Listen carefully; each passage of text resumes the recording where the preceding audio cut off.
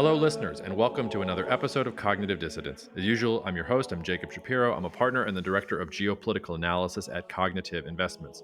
Joining me on the podcast is Professor Gary Saul Morson. He is a professor of the arts and humanities and of Slavic languages and literatures at Northwestern University. I discovered Gary because I read an excellent article of his about the concept of Eurasianism in the New York Review of Books, and we will put a link to that article in the show notes. I strangely enough, briefly encountered Eurasianism as a concept doing my master's degree at Oxford in Jewish philosophy, because Eurasianism in the 1920s also starts to dovetail with ideas about Jewish nationalism and proto-Zionisms around the same space. So I sort of saw it from afar and knew that it was a thing. But until I read Gary's article, I certainly didn't understand the intellectual underpinnings of Eurasianism, and certainly not how deeply Eurasianism has infected, if not the psyche of Russia's leadership in the Kremlin, at least the ways that they justify some of the things that the Russian state is doing right now. I thought it was especially important, or at least that Gary's work is especially important, because it was the first time that somebody in English press really stopped and tried to take Russian ideology seriously in its own terms.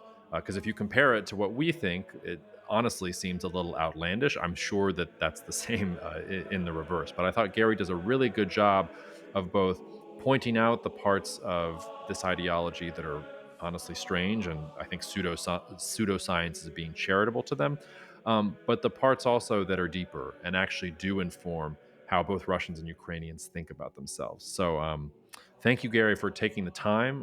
It was a really informative conversation for me. Listeners, if you want to learn more about cognitive investments, email me at jacob@cognitive.investments.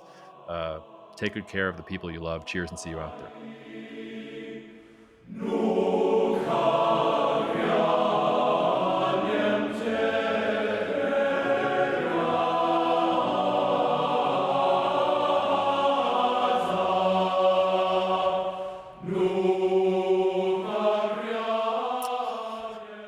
All right. Well, Gary, thank you so much for coming on the podcast and answering a cold email from the ether from somebody that you didn't know from Adam to talk to me. Because for all you know, I could have been a Russian hacker looking to hack your computer. Nice to have you.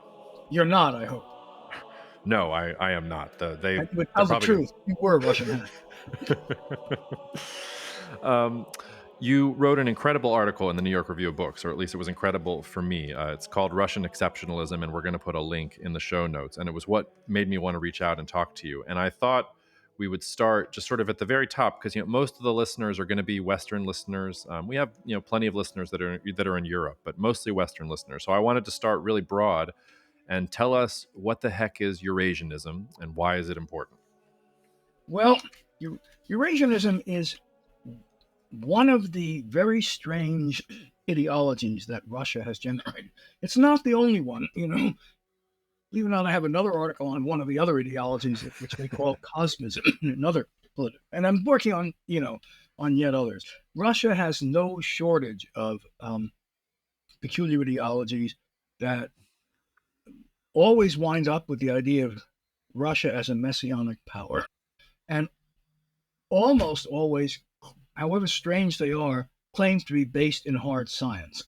But the Russian idea of hard science is more like the medieval idea of magic. And interestingly enough, even some of the real scientists who've made real discoveries, and mathematicians too, think this way. And sometimes it actually does generate, valid ideas. Mostly it generates nonsense. So Eurasianism was a philosophy developed at first by Russians who had been expelled or, for prudent reasons, escaped from the revolution. People who had sided with the wrong power or had been with the wrong social class and found themselves abroad, as countless Russians did. And one of them, a man named Trubetskoy, who was from a very prominent Russian family with lots of important intellectuals in it, developed this idea that the old Slavophile kind of messianism was not right.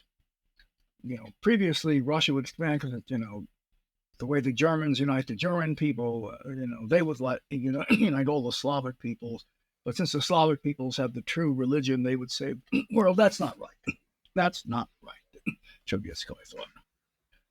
Russians, the problem with all those Slavs to the west of us is that they have been culturally corrupted by Western ideals. Some of them were even Catholic. Right? Some of them are liberal. So our future doesn't lie with them. It lies with the people to whom we are culturally similar. And those are the people of Central Asia or Siberia, people who, like us, found themselves under the rule of the descendants of Genghis Khan and the Mongols. This involved, a complete rewrite of history because the Mongols had always been the bad guys who conquered Russia. Now they were the good guys, and Russia was the heir to the Mongol Empire. Okay? And Genghis Khan was, of course, an authoritarian, so we are, and that's a good thing. You can see how this one works. Trubetskoy was a real well-known thinker. He wasn't, uneducated or foolish. And he was a very prominent linguist. And with his friend Roman Jakobson, they made some of the decisive contributions to modern linguistics. If you know the concept of the phoneme, it was theirs. Okay, so they were not, stupid people by any means. Well, the movement flourished for a while, in immigration. Then they all wound up fighting with each other, as ideologues typically do. And the next stage of the movement took place within Russia. It's usually identified with just one person, a very well-known person, who named Lev Gumilyov. I stress his name because he came with a pedigree that gave him instant recognition. He was the son of two famous poets. His father was the poet Gumilyov, and his mother was the famous poet Anna Akhmatova. And so wherever you go, people would know him. And the Soviets, of course, didn't like either poet. They shot his father, and his mother constantly got into trouble. So Lev endured 2 terms in the Gulag, as he liked to say, one for Papa and one for Mama. Right? And he developed, in between, basically, an academic specialty in the Mongols and the Central Asians. And he developed this theory about how ethnic groups form. I could go into more detail for you, but the article, says lots of these things. But the short form is that ethnic groups are not a cultural phenomenon. They are a biological phenomenon, analogous to herds, among animals. Some animals naturally form herds or flocks. People naturally gather in ethnicity. That's part of our nature. And then he had why these ethnicities?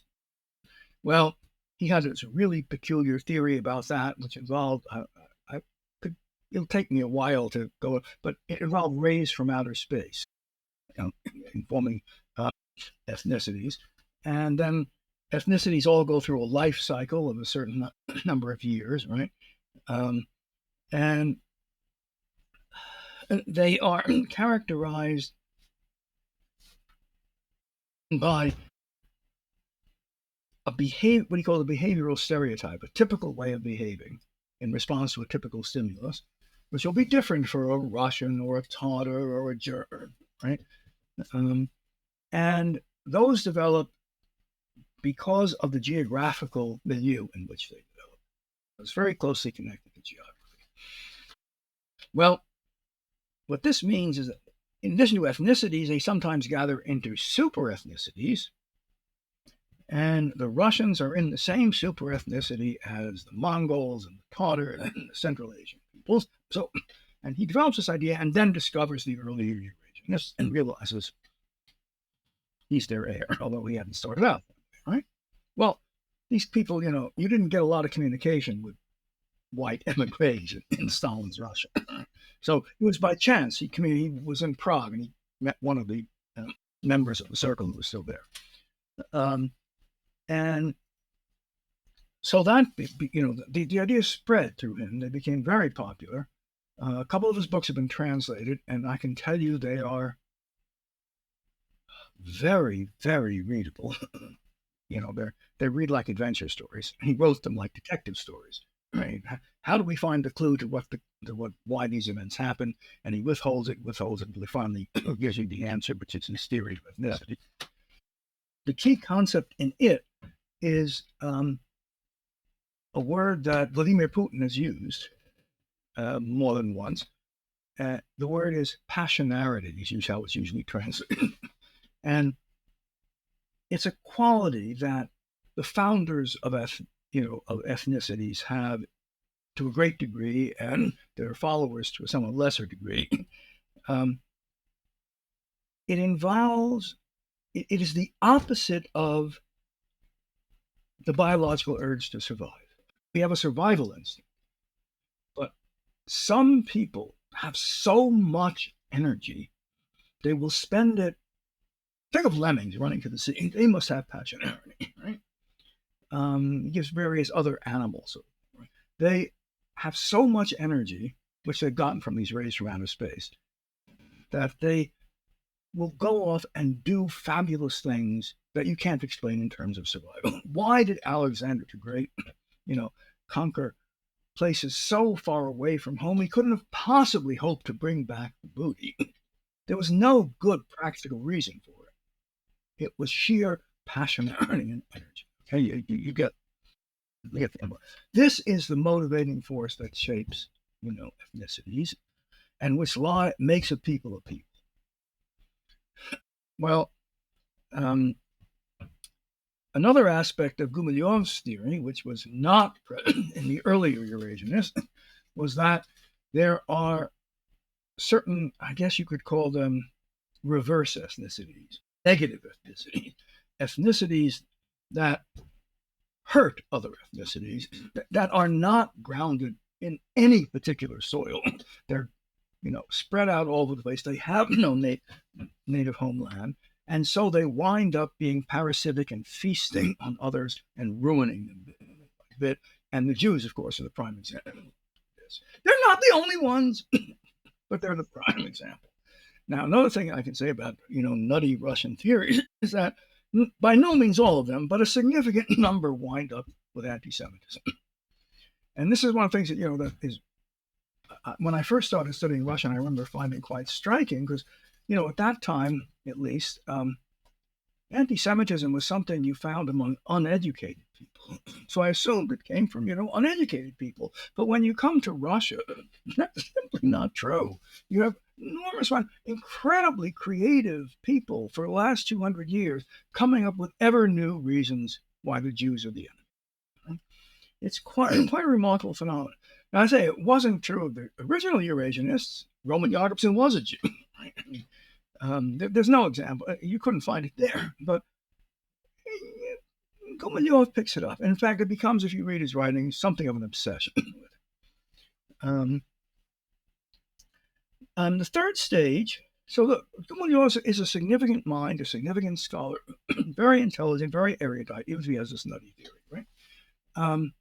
But the third stage is, been present for the last 20 or 30 years ago. Usually, there have been several people who've been part of it, but the most influential one for the last 20 years is this man, Alexander Dugin, who has, consulted with the general staff of the army. I don't think, Putin is following his ideology, but he's certainly willing to use it, And the fact that he would use it means that there are a lot of people who take it seriously. Okay? And it's not just Eurasianism. He has his own, additions to it. He has borrowed ideas, first made famous by an Englishman named Mackinder about the world being decided by geopolitical forces.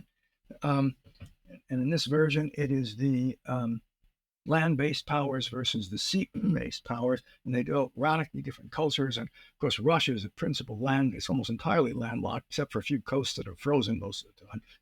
And of course, England is the typical sea power, and so they develop radically different cultures. And he's added this. This is the prime conflict of the world, to the typical Eurasianist theory.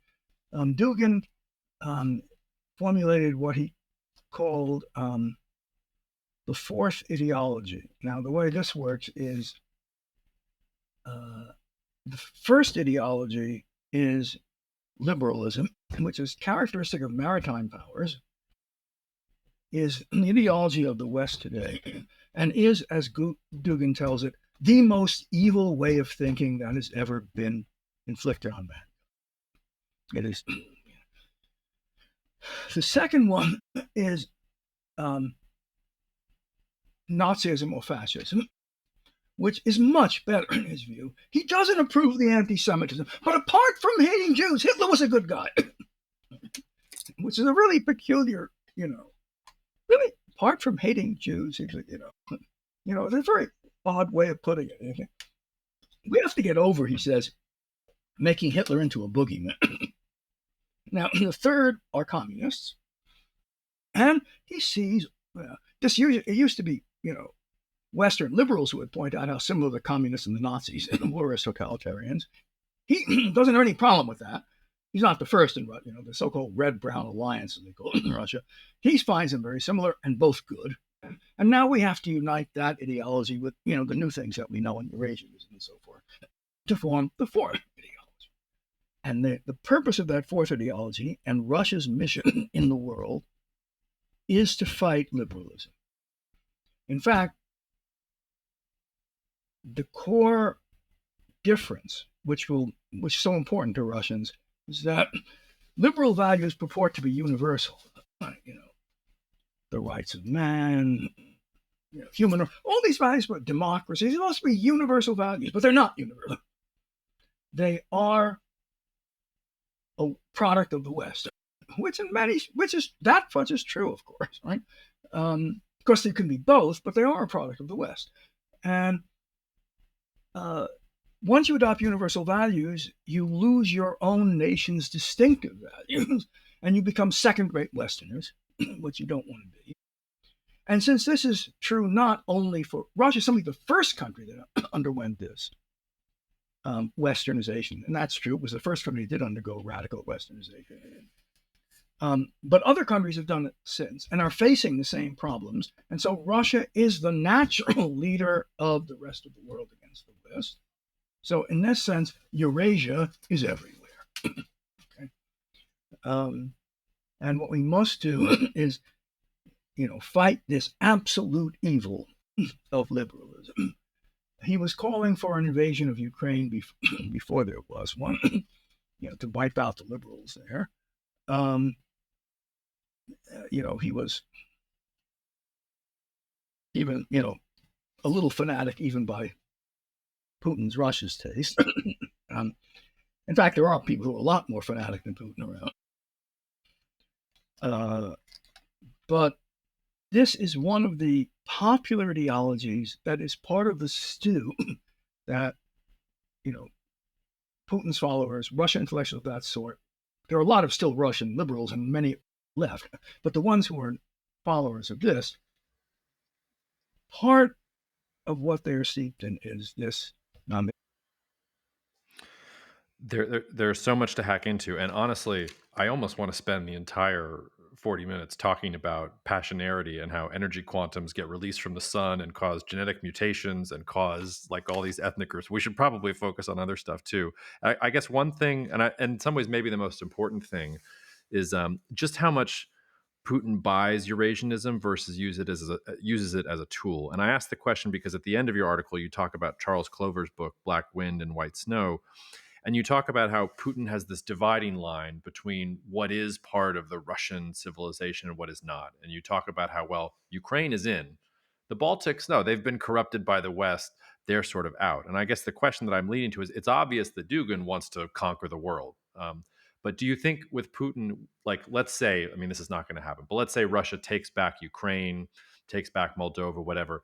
Does he stop there? And then Dugin is pounding on the table to go to the Baltics, but Putin has said, no, the job is done. They're lost.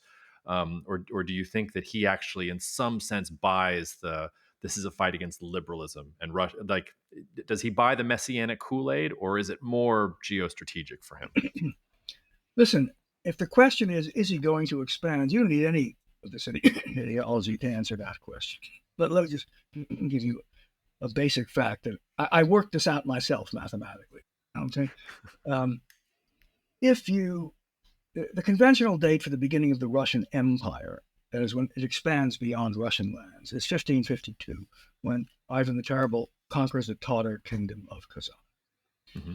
And so if you take that date, 1552, and then I took the next 400 years later, 1952, which is, look at the boundaries of the Soviet Union, forget Eastern Europe, just the Soviet Union at this point, and take the territory they've added since 1552 and divide it by the number of years, 400, and you find out that Russia, on average, has added for 400 years territory the size of Belgium. And that it is pretty clear why, in this recent interview, with Tucker Carlson, Putin said, "Of course I have no desire to expand. We have all this territory, why would I want to?" And Carlson clearly buys it. Right? There's no good reason. And from a good pragmatic perspective, there isn't, right? But that's not the way Russians think. It's the way he wants Americans to think they think, right? Look, there's a reason why, we've been urging European countries in NATO to spend at least 2% of their budget on defense, and most of them have it. Right? This is why, Trump says you're going to do it or else we're not going to defend you. And all of a sudden they started doing it, amazingly. The Germans started, to my amazement. But there's one country that not only spends more than 2%, but spends a higher percentage of their GDP than the U.S. does. It's Poland. And there's an obvious reason for that. They have been dominated over and over again, right? They were the partitions of Poland in the 18th century, and Poland disappeared from the map, right? And then the Russians, when Poland was reconstituted after World War I, the Bolsheviks invaded. They didn't succeed in conquering it, but they tried, right? And then, of course, in the Hitler-Stalin Pact, they divided Poland, right? And then Poland was, quote-unquote, liberated by Soviet troops and became part of the, an independent country which just happened to be completely aligned with Moscow, with its leaders, chosen by Moscow, until the fall of the Soviet Union, right? So it hardly surprising that, Poles think that Russians, regardless of whether they're, under the czars, the communists, or whatever you want to call Putinists, are a danger to expand. That's what they keep doing. Right? You don't need Eurasianism to explain that. The Estonians also have a very high defense budget as a percentage. Right? The countries that don't typically are those far from the, the Russian border. Right? Well, nevertheless, I think, although Putin is not, hasn't signed on to the Eurasian ideology, I don't think he signs on to anything, in that way. But he does really think in cultural terms. You don't have to be Eurasianist to think that Russia is a distinct civilization. Look, Samuel Huntington described that in his book on civilizations, right? That he called it orthodox civilization. That's fine. Putin would accept that description.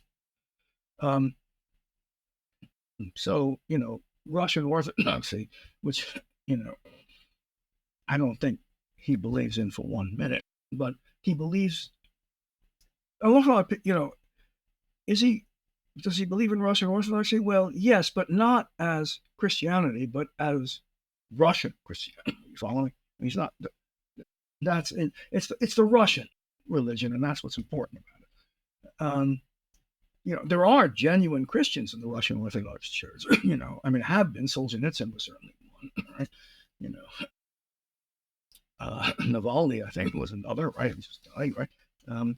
But there are also those for whom it's just a state religion. If you figure once you've grown up under official atheism, under communism, it takes some effort to go back and actually be a true believer, right? Or a genuine believer. But some do, and some will never give it up.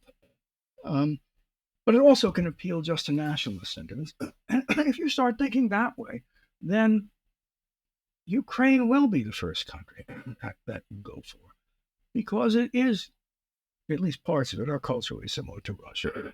The Ukrainian language and Russian go back to the same source. The original capital of the East Slavs, the ones who 1,000 years ago were simply called Rus, was in Kiev. You can do that. I mean, and Putin, to Tucker Carlson recites this whole history in detail. Carlson can't figure out why he cares about events 500 years ago, because no American would, right? And, but my guess is that he is actually more concerned with, as a first step, what the Russians call the gathering of the Russian lands. That's what Moscow did for several hundred years, right? Because a lot of the Russian lands were under Polish or Austrian control. And, so the first step would be Ukraine. Traditionally there are Russians or ethnic Russians in Moldova. So I would suspect, and it was part of the Soviet Union, so I would suspect it would be the next. For him, Russian culture in this sense extends beyond ethnic Russians. Okay. Russian uses two words that can both translated as Russian: Ruski, which means ethnically Russian, or Rossiyski, which means, in a broader sense, Russian. So anybody who's, all those non-Russian ethnicities who are part of the Russian state are still Rossiyski. Or anyone who, speaks Russian elsewhere, even if they're not ethnically Russian. Because of Soviet rule, awful lot of people, let's say in Kazakhstan, who are not ethnically Russian, speak Russian as a first language, right? Those are potentially all Rossiyski, although not Ruski. And, any part of Soviet Union could be that way. So Moldova is part of it. The Baltics are less, potentially also, but less so, because they genuinely are viewed as, culturally very different. And that doesn't mean you can't find an excuse. And there are a lot of ethnic Russians in Estonia and Latvia, not so many in Lithuania, to quote unquote protect them if you want. But I think he really does think in terms of not limiting himself to the Russian land. But those are the most important to start with. Well, yeah, as you sort of said, when you're as intellectually promiscuous as Dugin, I mean, you can create any argument you want. I mean, you put Eurasianism and Mackinder and Heidegger and French traditionalists together, and I mean, you can literally create ideas. But I wondered if we could turn also, because something that you don't talk about in some,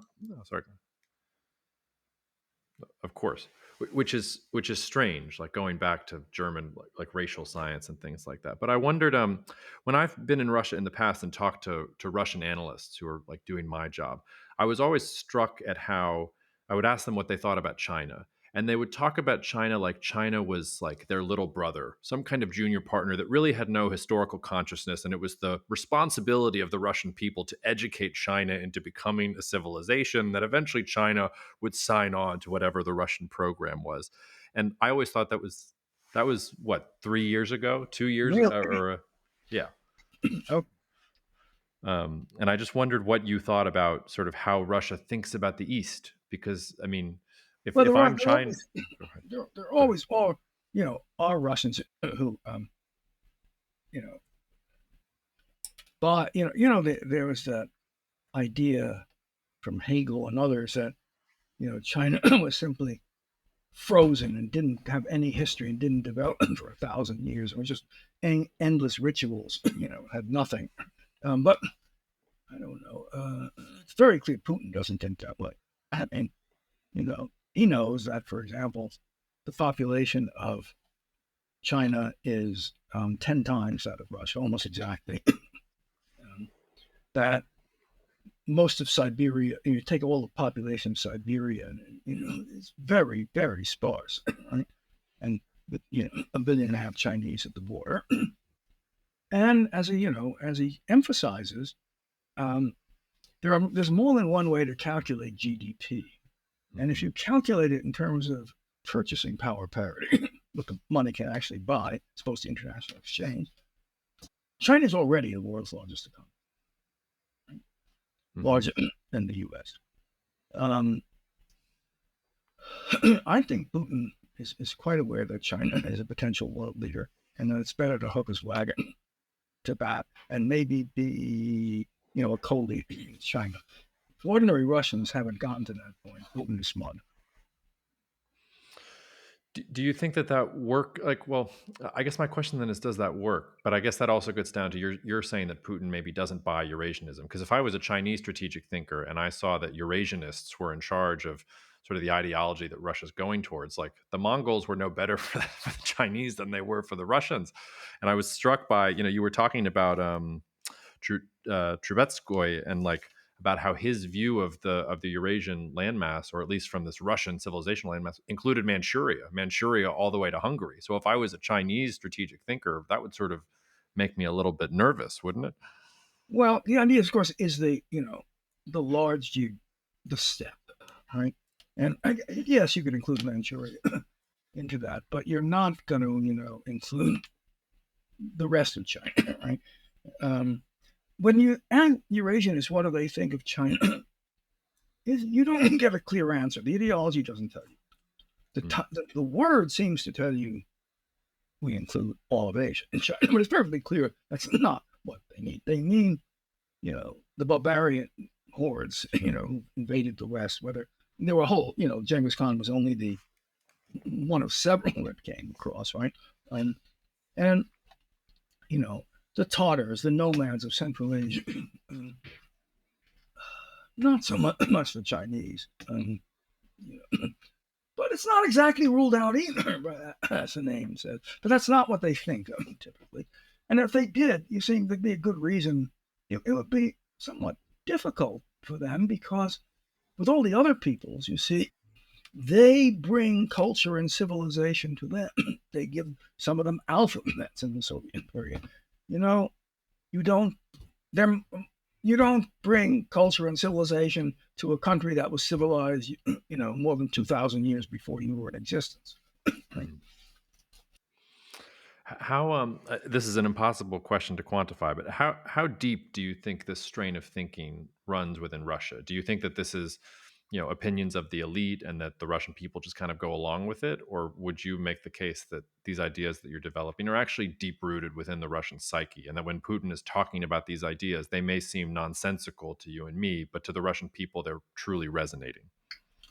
Well, if you mean Eurasianism in the narrow sense, it's not that important. It's important, but not that important. But if you mean all the ideologies of Russian exceptionalism and messianism, that is, take them all together, that forms the history curriculum, the social studies curriculum that is inculcated in school children from day one. Not specifically Eurasianism, but a Russian,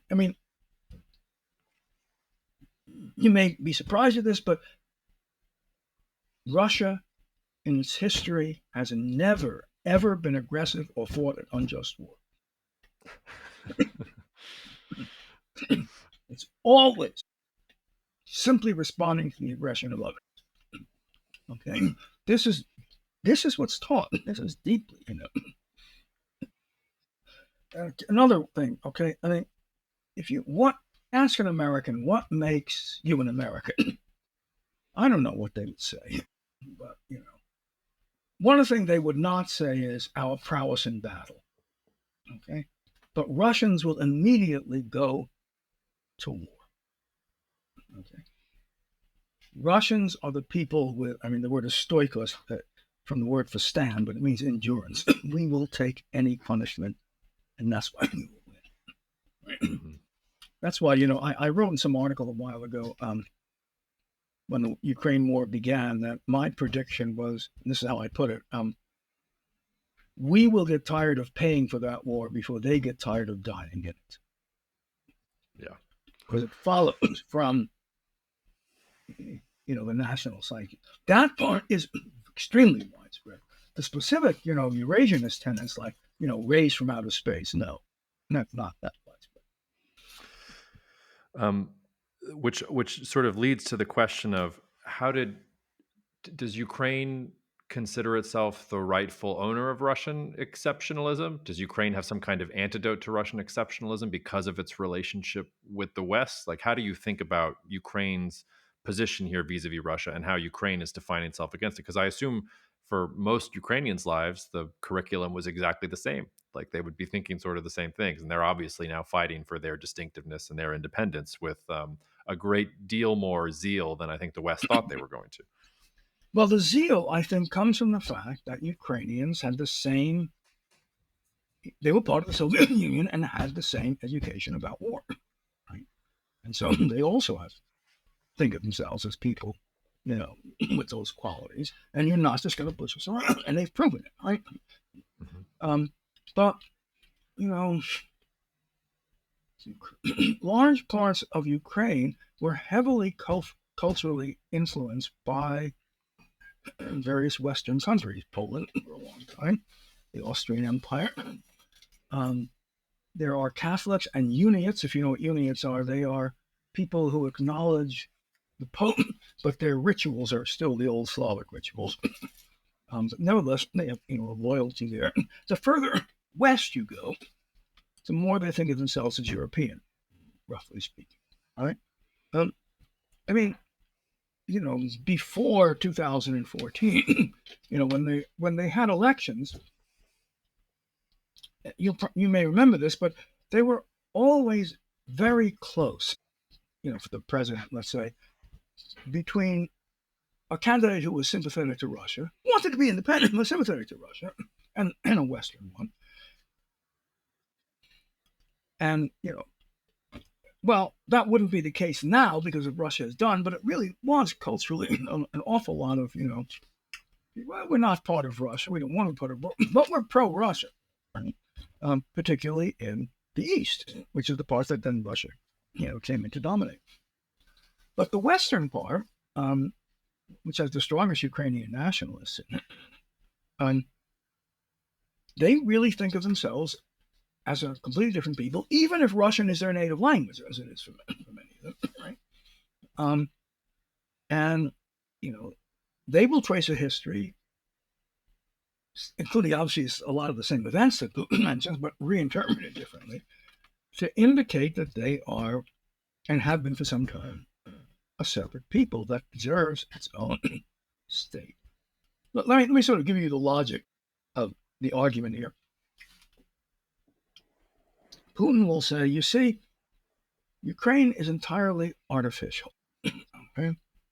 Because what basically happened was some of these people found themselves under Polish or Austrian rule, and for obvious political reasons, the Poles tried to convince them they weren't really Russians, but something else. And so this idea spread, but basically that's completely artificial. And they're really just Russians, and you can go through the history. I mean, to me, this sounds as if, if you imagined an Italian, saying, look, those Frenchmen and Spaniards, they're just Italians. We should be ruling them from Rome. Okay? And they speak, we're all Latin languages, right? They just speak a bastard Latin. We have the true one, right? If Italy, we're actually a dominant military power, that might cut some ice. Right? Another example might be, which actually did happen, Sweden claiming, there's no region that's just part of us, right? I mean, you could think of it that way. But I don't know. The obvious answer is, isn't it for the Ukrainians to decide what people they are, right? Not for some outsider, right? Right. But where Putin does have a case is that the actual boundaries of Ukraine, when it became independent, were highly artificial, as they have been for many countries. They were artificial because when the Soviet Union was formed in 1922, boundaries that were drawn for Ukraine were included a lot of areas that nobody thought of as specifically Ukrainian. And then when Nikita Khrushchev ruled the Soviet Union, he quote unquote gave Ukraine as a gift Crimea. Now, it didn't make any difference then because, none of these national republics had they're all ruled directly from the Communist Party in Moscow. It didn't matter. But when it became independent, it did matter. And, I just happened to look it up recently. In the 1987 census, the Crimea was only 11% Ukrainian. The biggest group was the Tatars who lived there, and the Russians were next. So, okay, the actual boundaries, you can say, as in many countries after World War II, there are all these boundaries that could be changed, right? A lot of Hungarians are in Romania. And, I don't know, we want to avoid a war about that, but, that's, but what he says about the artificial boundaries, there's a case you can make for that.